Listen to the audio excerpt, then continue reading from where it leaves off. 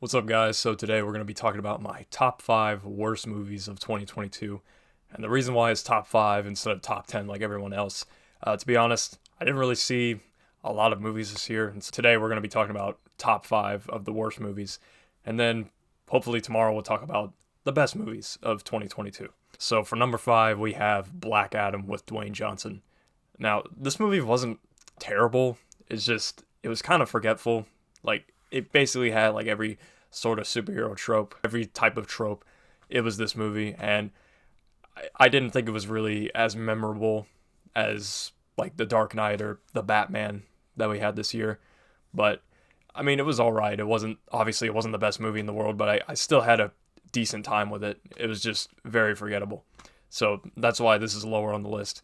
And for number 4, it's pretty much the same thing. It's Uncharted with Tom Holland. Now, this is coming from a guy who's a fan of the games, and my brother is actually a huge fan of Uncharted. And shout out to my brother, actually. He got me this really cool PlayStation LED thing over here with all the buttons. So, yeah, shout out to my brother for that. But anyways, yeah, kind of the same with Black Adam with this movie. It was just very forgetful. I really don't remember that much about it. I mean, it was all right. I just felt like the casting choices was very off, especially Tom Holland and Mark Wahlberg as Nathan Drake and Sully. It was just weird casting choices there, and it was kind of not memorable. I don't know. I think it came out in like January or February of this year, so yeah, I didn't really remember that much of it. But yeah, that's Uncharted. And number 3, we have Moonfall. Now, this is actually a movie I saw pretty recently. It's on HBO Max. I saw it about, I think, 2 weeks ago, I believe. And the movie is just laughably hilarious. I cannot believe a movie like this exists. It tries so hard to take itself so seriously, but it fails so bad. And this movie had the audacity to set up a cinematic universe.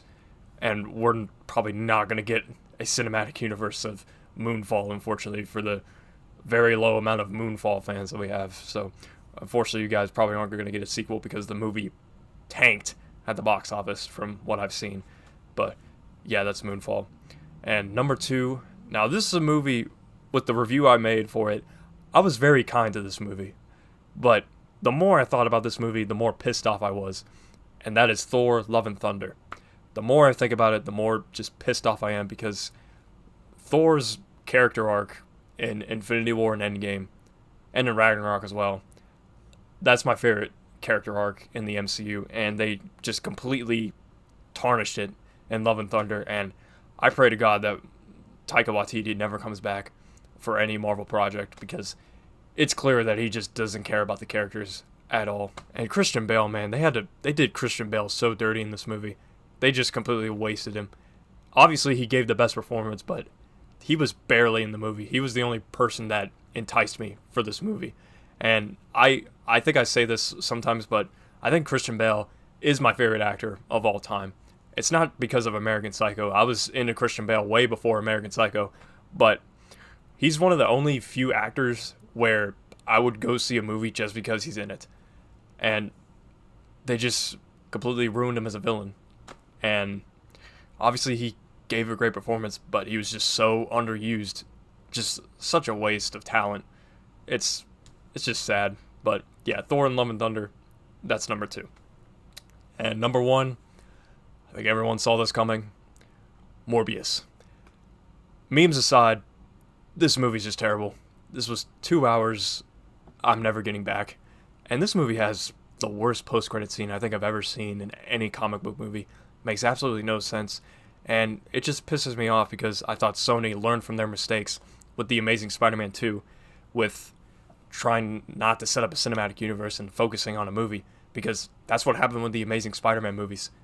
Sony tried so hard to set up a cinematic universe. They tried so hard to be like Avengers, and they try to go from the end game, essentially, trying to rush it. And that's exactly what happened with the Amazing Spider-Man series, and this is what's going on with Morbius. It made no sense, that post-credit scene. I'm still thinking about it. I hate it so much. And it just made me not care about the Sony movies anymore with the villains. Like, I really don't care. So, yeah, Morbius is the worst movie of 2022. But let me know what you guys think. What are your worst movies of 2022. I want to see them in the comments. But anyways, that's pretty much it for this video. Leave a like, subscribe if you're new. I'll see you guys next time.